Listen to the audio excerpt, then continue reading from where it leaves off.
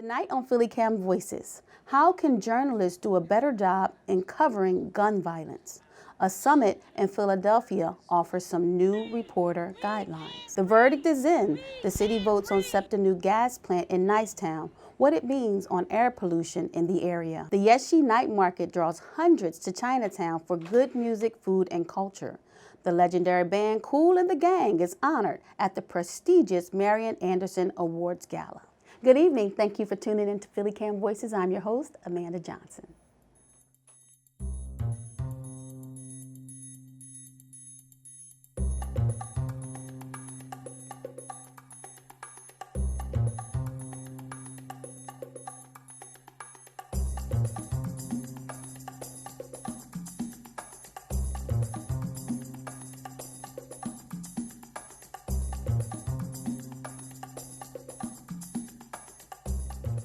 Journalists from around the country and here in Philadelphia gather for the Better Gun Violence Reporting Summit.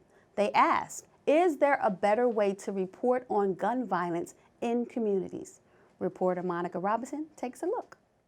Deadly gun violence is on the rise in Philadelphia. The Philadelphia Police Department reports more than 320 deadly shootings so far in 2019. That's up 5% from last year. So the timing of the Better Gun Violence Reporting Summit in Philadelphia came at a critical time. It brought together nearly 250 journalists, researchers, medical professionals, and people impacted by gun violence, all to discuss new best practices for journalists who report on gun violence. I think it's important to investigate the possibility that the way we report on gun violence could cause more or less violence and find out if we can enhance the practice to reduce the violence and save some lives.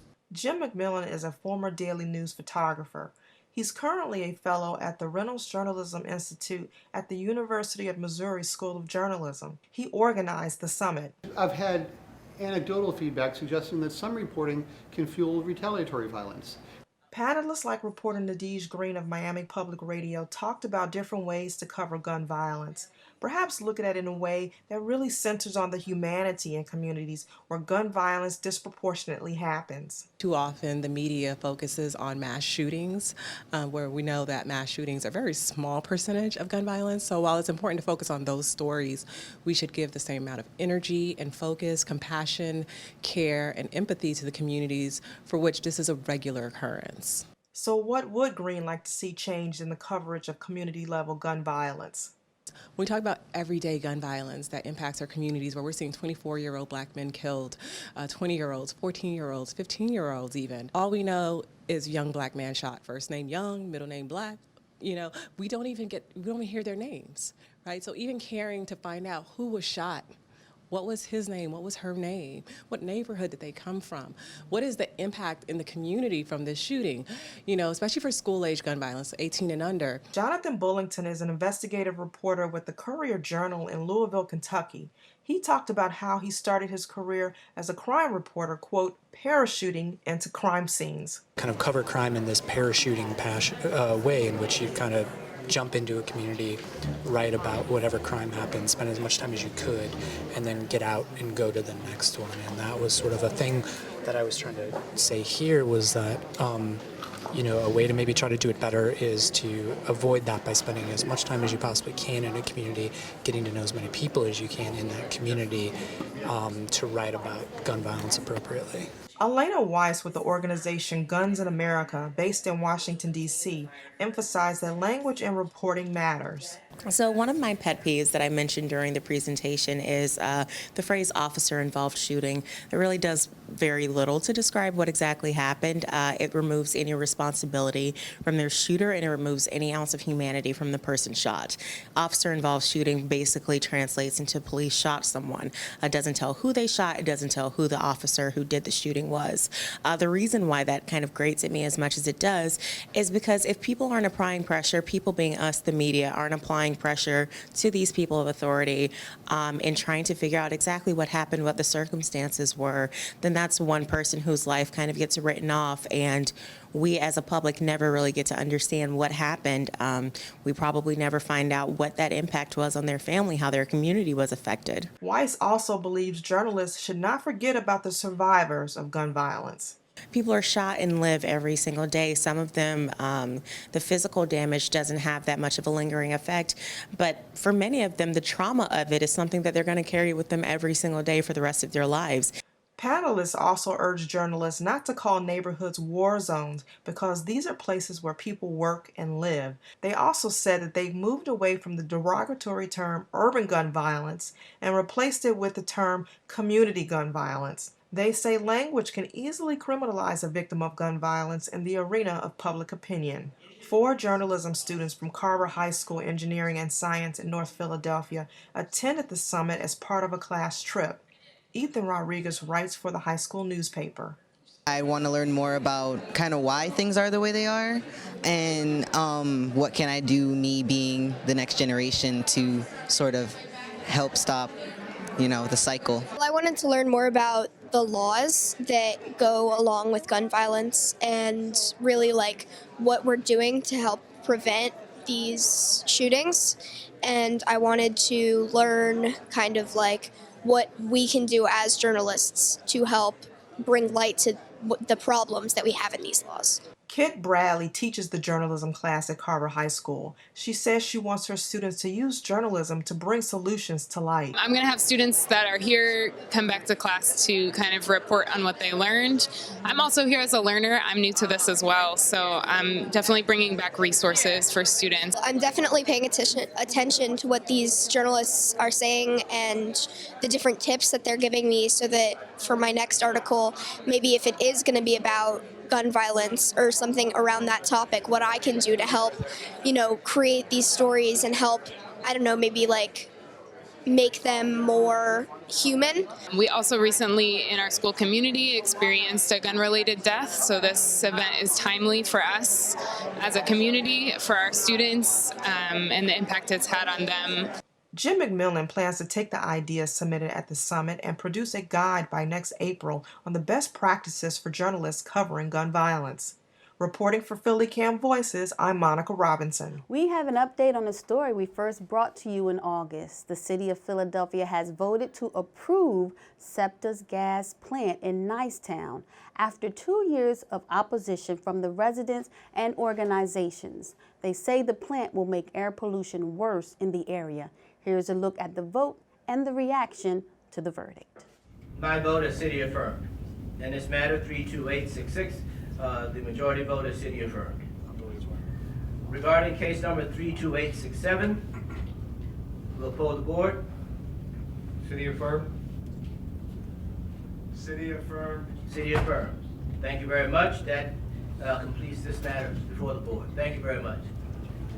Individuals who are present, if you are not here for an additional item listed on today's calendar, would you please exit and allow fellow citizens to come in for additional hearing. Thank you very much.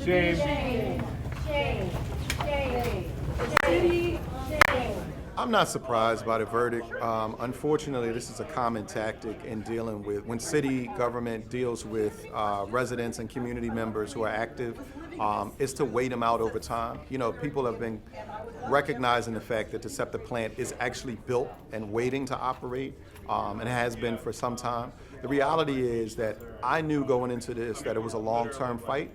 I knew going into this that this was just an appeal for a permit, and that all SEPTA has to do, even if we won, was to rewrite their application and apply for the permit again. So this is not new. This is not a devastating, hearing in any kind of way. What it reminds us is that we have to continuously fight and continuously inform not only residents but city officials on what this gas plant is going to mean for residents. What is it going to mean for the children who go to Steele School and Wissahickon Charter School, for the people that use the Kroc Center right across the street, or any of the other facilities, the Boys and Girls Club? Like, this is the fact remains is that 19140 in the Nicetown area, Nicetown-Tioga area, is one of the most heavily polluted areas in the city. It is one of the areas that suffers the most health disparities, including respiratory and lung conditions, both in elderly and young people. And so the fact that our officials are not listening to how detrimental this is going to be or could potentially be for residents shows that we need to put a little bit more force behind what we're saying and do a little bit more educating and make sure that we don't give up this fight, because that plant is slated to run a minimum of 20 years. And I don't know about you, but I recognize the fact that environmental pollution is also a cumulative matter. So if we don't win, if we don't shut the plant down today, if we don't shut it down next week, or we don't shut it down a year from now, we're going to continue this fight because we can't afford 20 years of ongoing pollution in our communities. I wanted to believe that they read our closing statement carefully, because if they had, I don't think they could rule this way. So I really don't know what they were paying attention to when they made this decision. But I think that we had a winning case if you put all of the details together. Of course, the other side had about 10 times the money and much more expensive legal team and the pressure of the mayor behind them. So, that's why I thought we may not win. That one thing that we're very concerned with is SEPTA's document that has a plan in there to expand this to a much larger pollution source. And so we would like to prevent that. We will probably be discussing how to convince Cindy Bass, in whose district this is, to rezone that property so that no additional projects can be put there. I'm a nurse practitioner at a health center that's just on the block from the power plant where they're going to put. And the fact that this power plant is going to emit tons of pollutants in the air in a community of people of color that are low income is just deplorable. My patients, they have some of the worst air quality in the city. And I have patients that have chronic asthma, they have allergies that are really bad, and some of my patients are on multiple medications to treat that. And some people I talked to said that they never had asthma problems, they never had allergy problems until they moved into the neighborhood.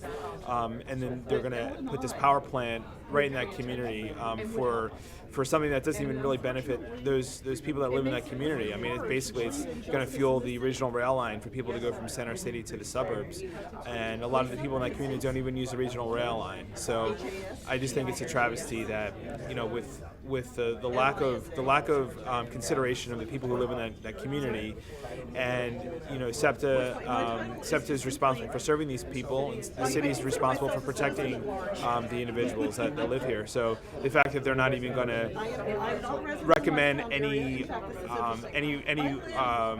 barriers for SEPTA for running the plant, or even consider the air quality that currently exists and adding even more pollution, and it's going to be air pollution to this neighborhood, I think is a travesty.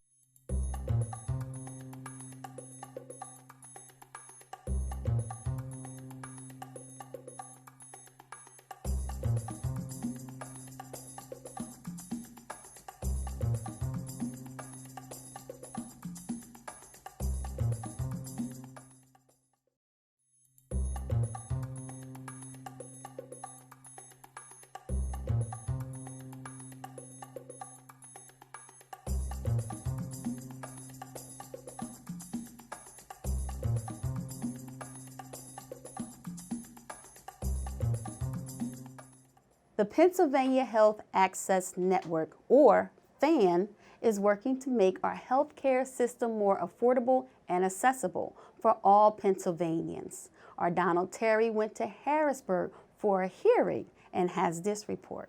Pennsylvania Health Access Network, PAM, held its 11th annual conference on October the 28th, 2019 in Harrisburg.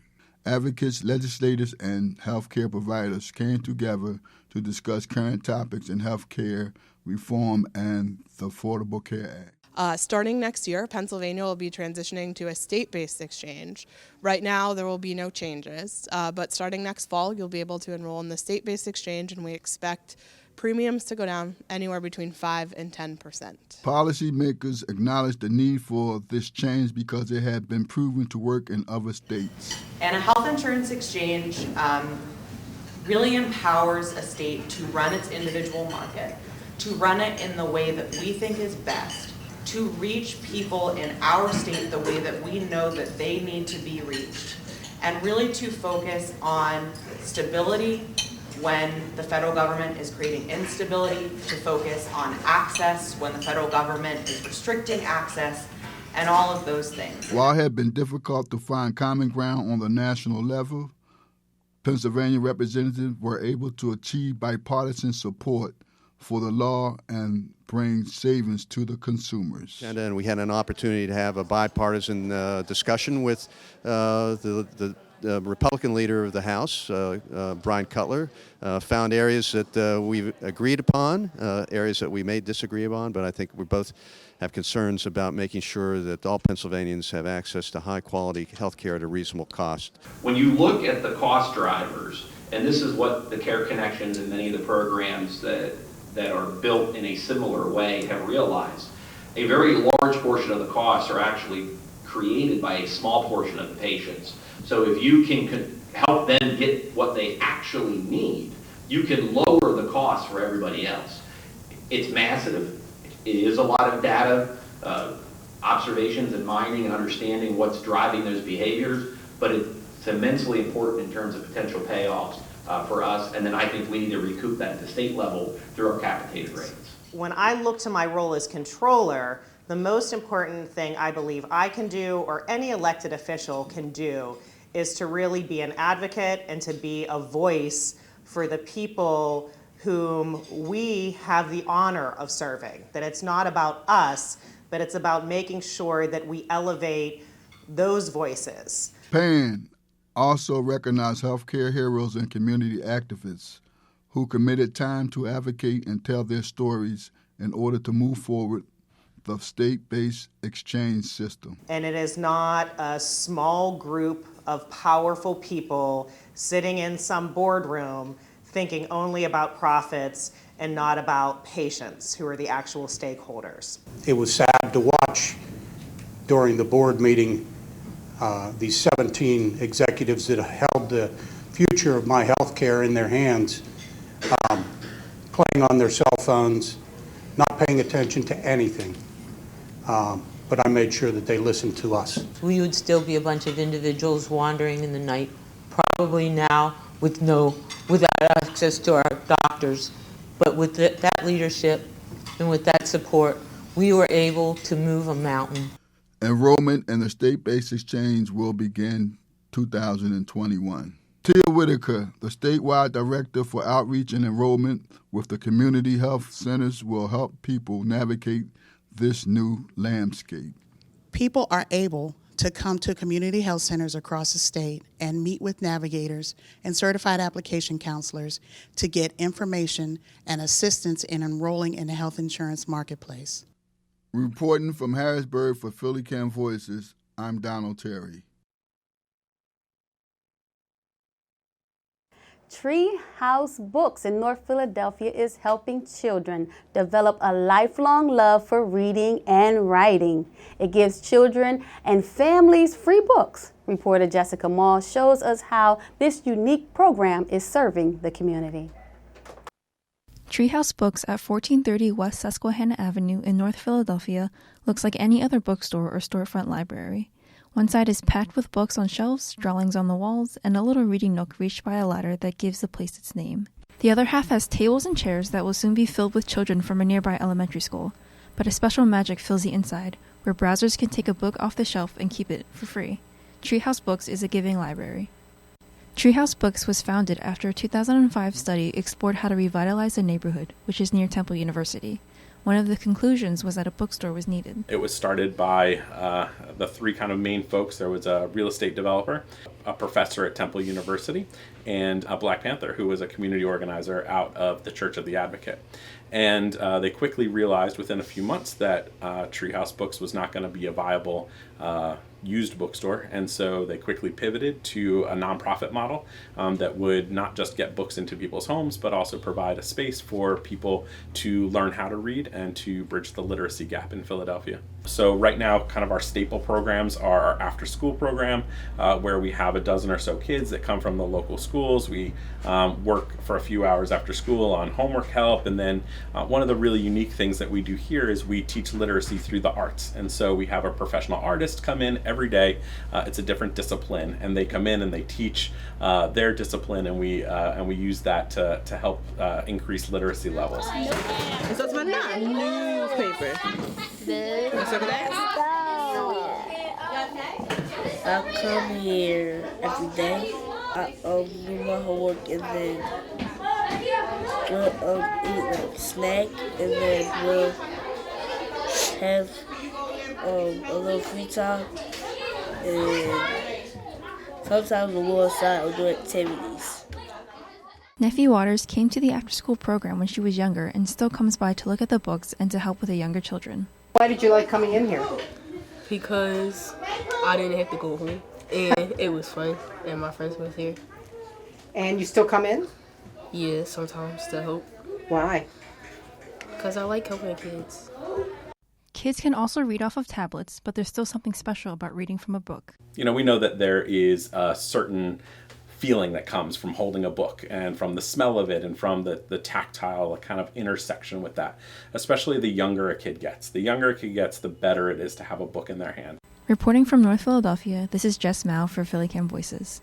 The Yeshi night market recently drew hundreds of people to Chinatown for great food and music. But as reporter Jordan Koharski shows us, festival goers enjoy the culture too.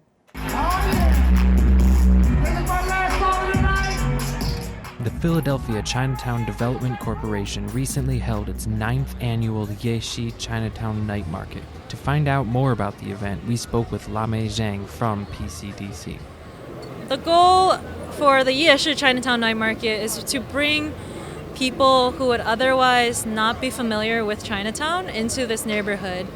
I think when most people think about Chinatown, they really see restaurants and some stores, but I think Chinatown is actually a very vibrant community and neighborhood. The night market benefits the community in the way that it really is meant to highlight Chinatown as a cultural and economic hub of Philadelphia. It's a great way for people to understand this neighborhood in a fun and safe and food-oriented way that people are familiar with, but also see performances, meet people, experience the street, experience the landscape differently. Since the night market is meant to attract people and commerce to the neighborhood, we spoke with some attendees to find out what brought them to the event. Well, I wanted to get out. 3 little ones, had to bring the kids out tonight, come and just enjoy the festival, the food. I love to eat, can't y'all see? So yeah, I love to eat, so I want to come eat and drink. Yeah, today have a big fun here, so we come in every year right here. Favorite part, have a lot of food, Actually, yes. Good for the kid and family, right, We also spoke to one of the vendors, Yamitsuki Ramen, to find out what the night market means to him. We want to do the more social media and then let more people know us, and then we do the lot of food and they sell the special beer, Japanese beer, they all come from Japan. We also do the original, the pork, tonkatsu, and a lot of flavor, like 12 flavors. And then we also do the vegetarians. The mix of cultures present is another important draw of the night market. You know what I like best about it is just like a lot of different people out here, different cultures, I can definitely say. It's really nice. She also said that the exposure to various cultures is important for future generations. It gets to see how other people eat, drink, party, celebrate, just different walks of life. Reporting for PhillyCAM Voices, I'm Jordan Kuharski.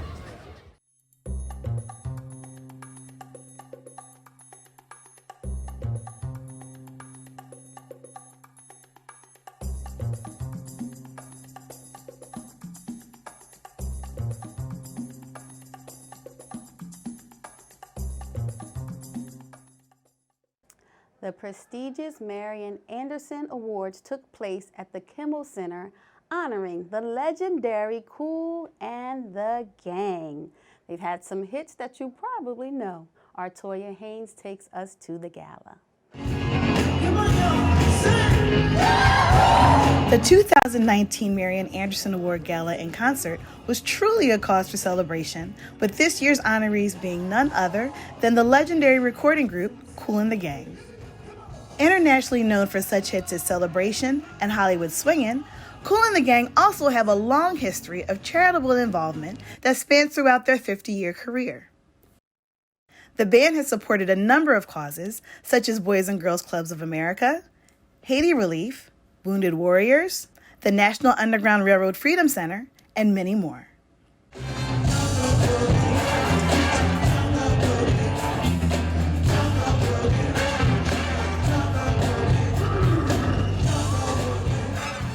The evening was hosted by award-winning journalist and Temple University alum, Tamron Hall.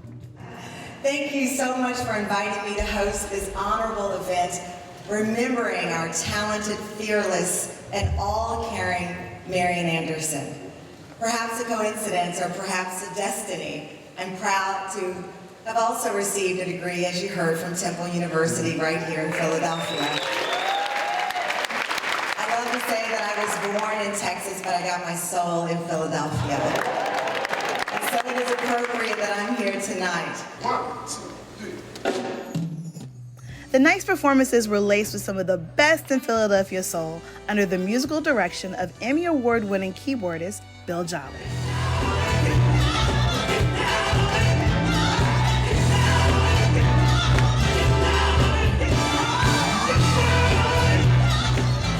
Opening the show with an audience-rousing rendition of Kool and the Gang's Ladies' Night were Lady Alma, Bree Steves, and Carol Riddick.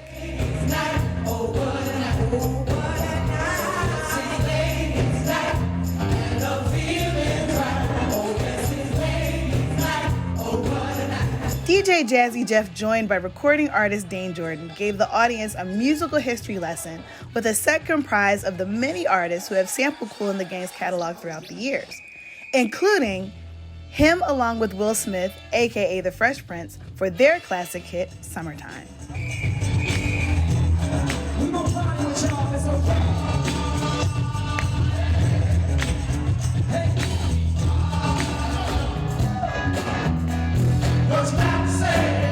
Also on hand to pay tribute was the co-founder of another legendary band, Chic's Nile Rodgers, trumpeter Matt Cappy,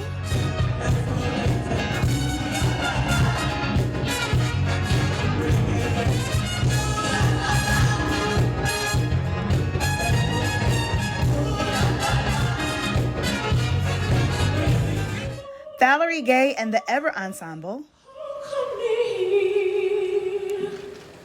Still, I'm thankful. And trombonist Jeff Bradshaw.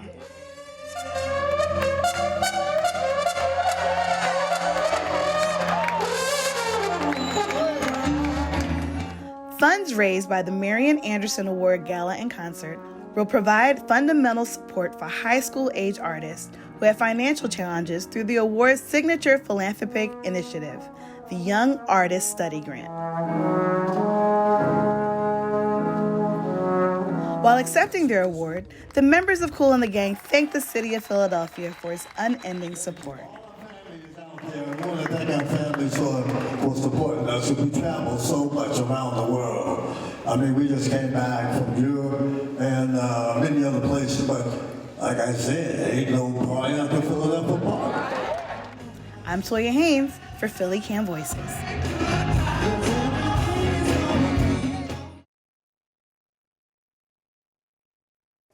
Well, that's all we have for this episode of PhillyCAM Voices. Thank you for joining us. And you can watch our shows on YouTube and Roku. And follow us on Facebook and on Instagram. If you are interested in getting involved with our news team, you can email us at news@phillycam.org to be a part of our team, or if you just want to pitch a story. So from the PhillyCAM family to you and your family, we want to say happy holidays, and we'll see you next time.